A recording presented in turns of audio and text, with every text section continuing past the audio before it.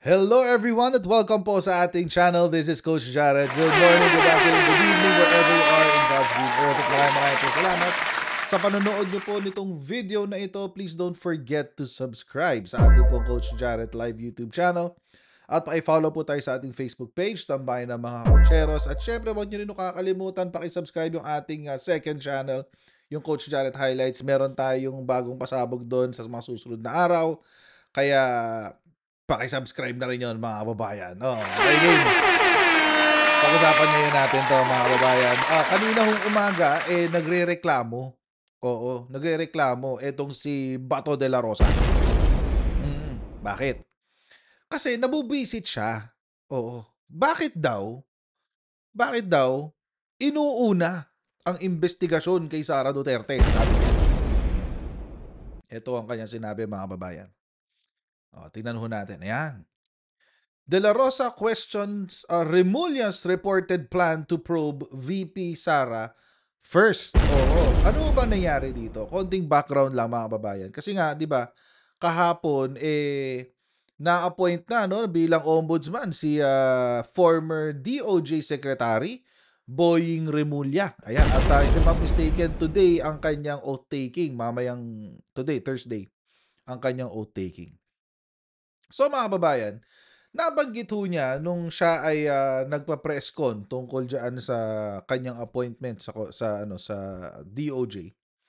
Nabanggit niya, mga kababayan, na hindi niya naiimbestigahan din niya, i-review daw niya ang mga dokumento tungkol sa complaint ng Kamara de Representante kay Sara Duterte.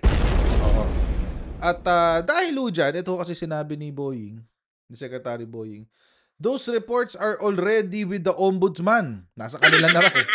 We will open them, study them, and question those who are currently in charge, as well as those who had the duty to handle the cases before we arrived.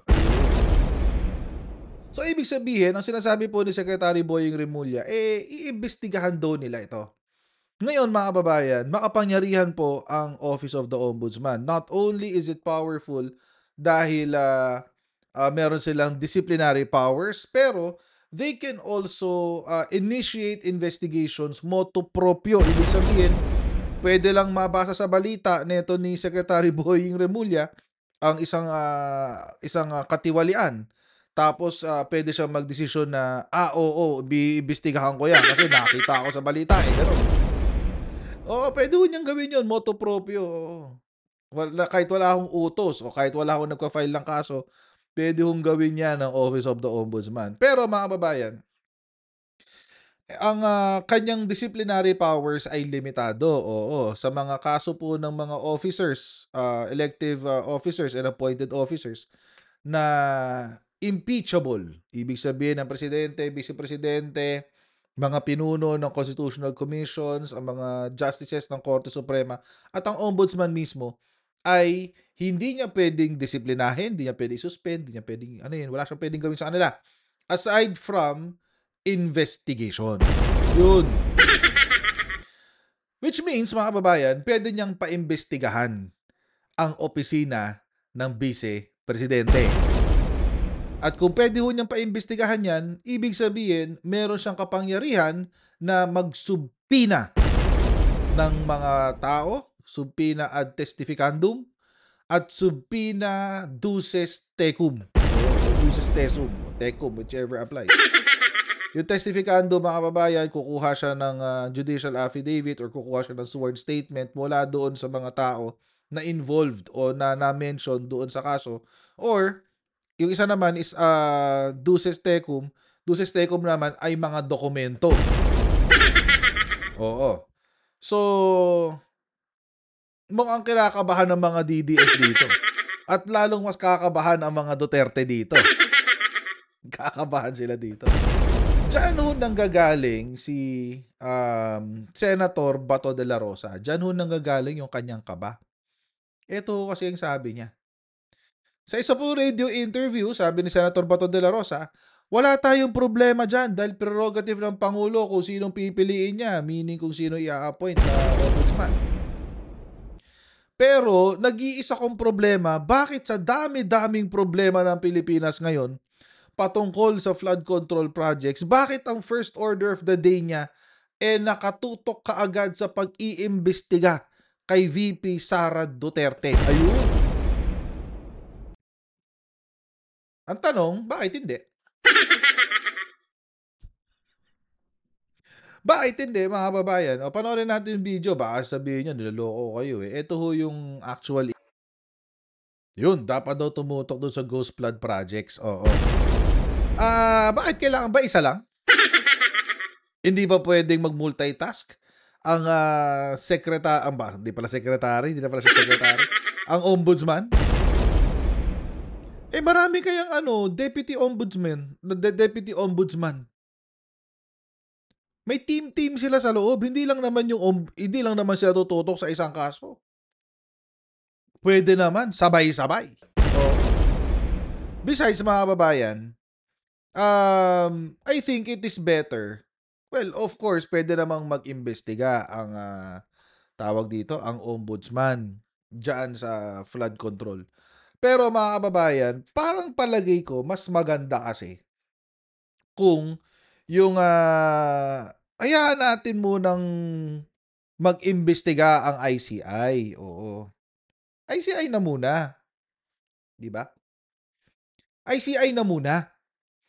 Kasi kaya nga nandiyan yan, nakatutok yan doon sa sa infrastructure scam eh. Yung ICI, yung Independent Commission for Infrastructure. Yun ang nandoon. Mm. Yun ang nakatutok doon. So, bakit natin kailangan limitahan ang mga galawan ng ombudsman?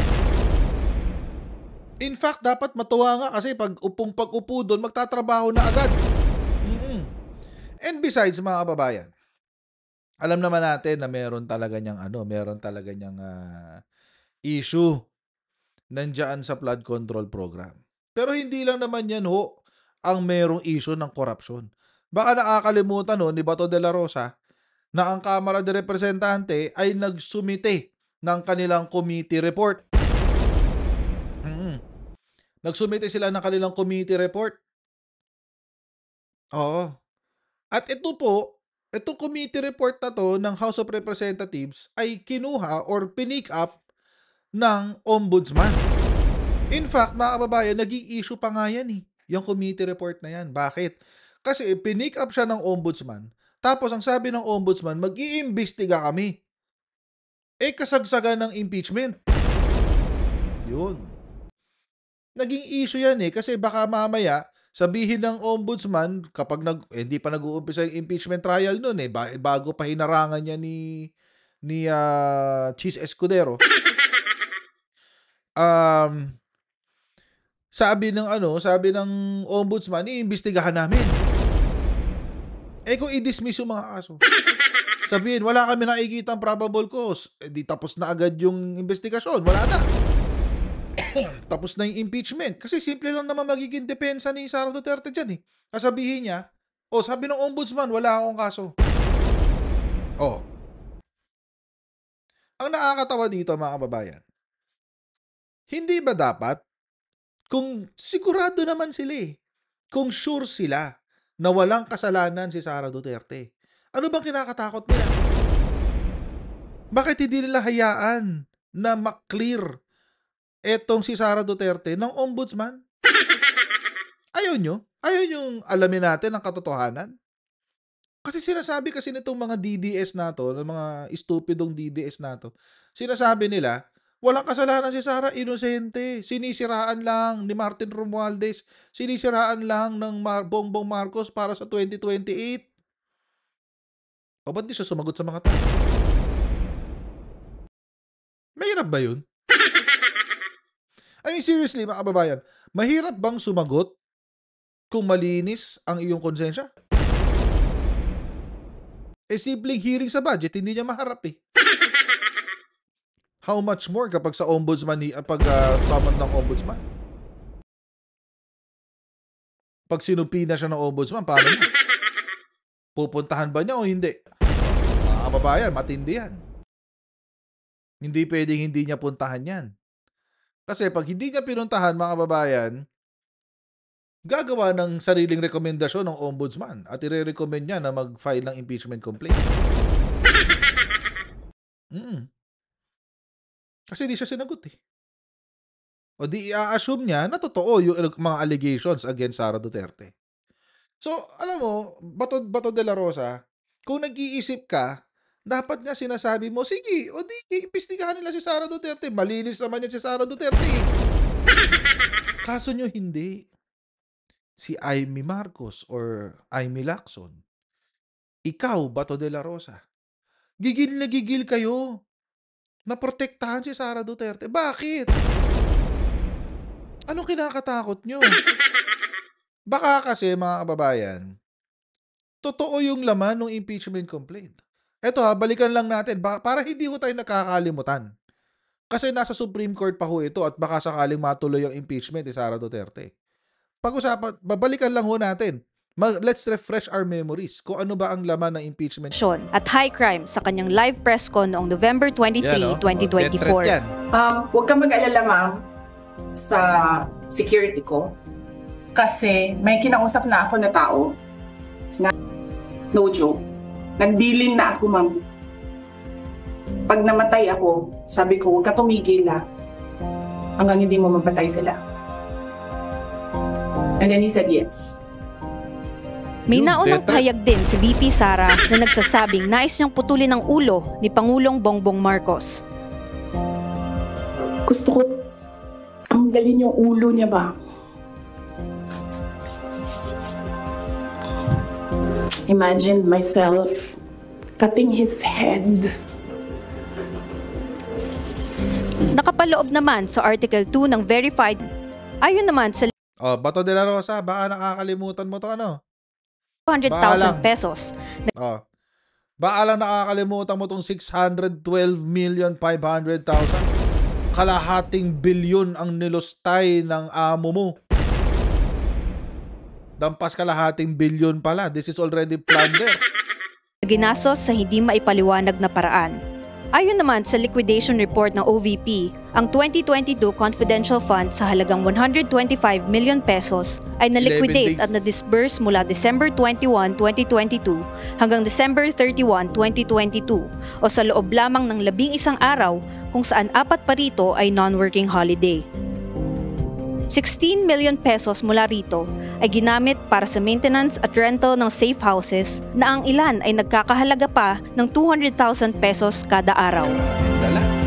Lumalabas na 11,363,636 pesos and 36 centavos ang ginastos ng OVP kada araw mula December 21 hanggang December 31 mula sa confidential funds.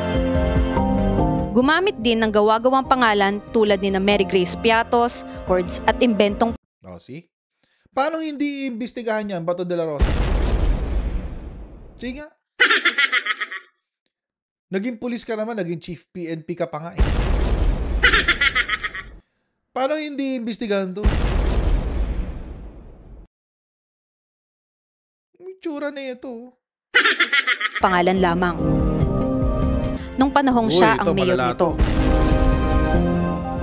When he started the Operation Tukhang, I was called by him about Tukhang, and it was approved by Sara Duterte.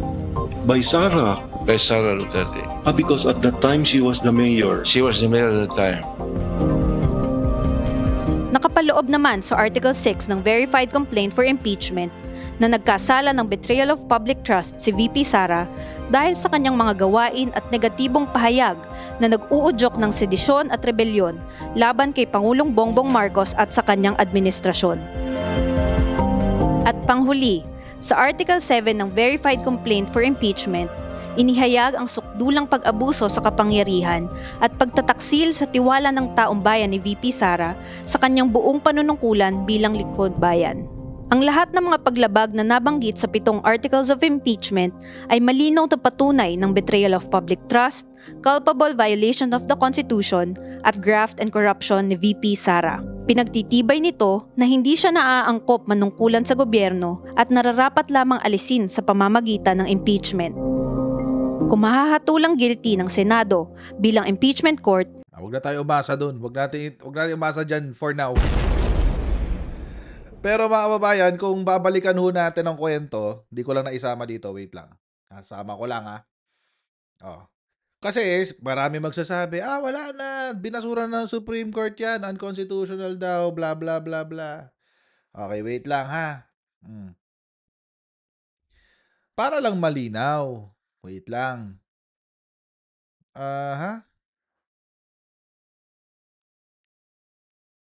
Itong sinabi ng court. Sana yun? Wait. Wait lang.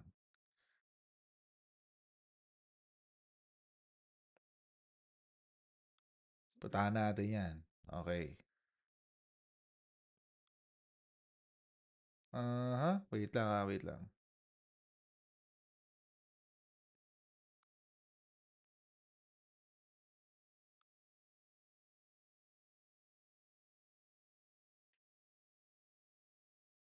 Ala, nawawala. Okay. August 5. Motion for reconsideration to eh. Wait lang ha. Nahanap ko yung actual case eh. Kasi meron kasi sinabi ang Supreme Court doon, mga kababayan, na ang sabi ng Supreme Court na yung decision nila ay walang bearing doon sa merits ng case. Oo. Yan. Walang bearing doon sa merits ng case. Ibig sabihin, mga kababayan, hindi, yung decision ng Supreme Court has nothing to do with yung merito, yung complaint mismo. Ang decision ay tungkol doon sa proseso. So, wait lang, hinahanap ko yung actual article, hindi ko makita eh.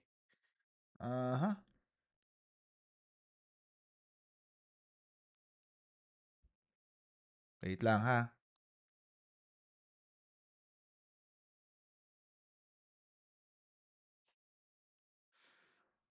Okay. Duterte are innocent. Okay, wait lang.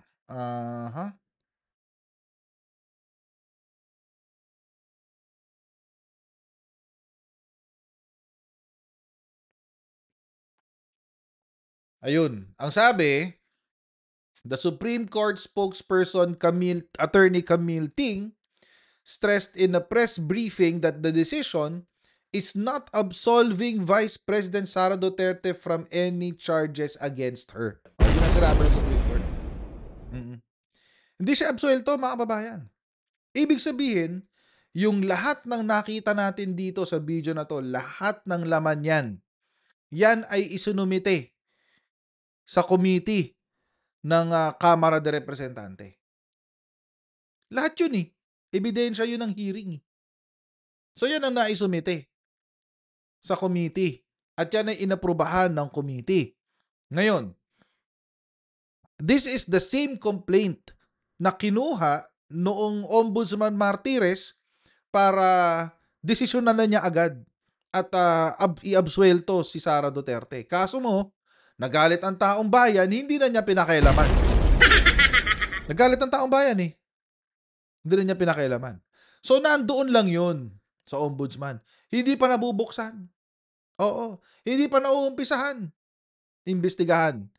Pero ngayon, dahil may bago na tayong ombudsman, si Secretary Boying Remulla, nagsalita siya ngayon. Itutuloy na natin yan. Iimbestigahan na natin yan.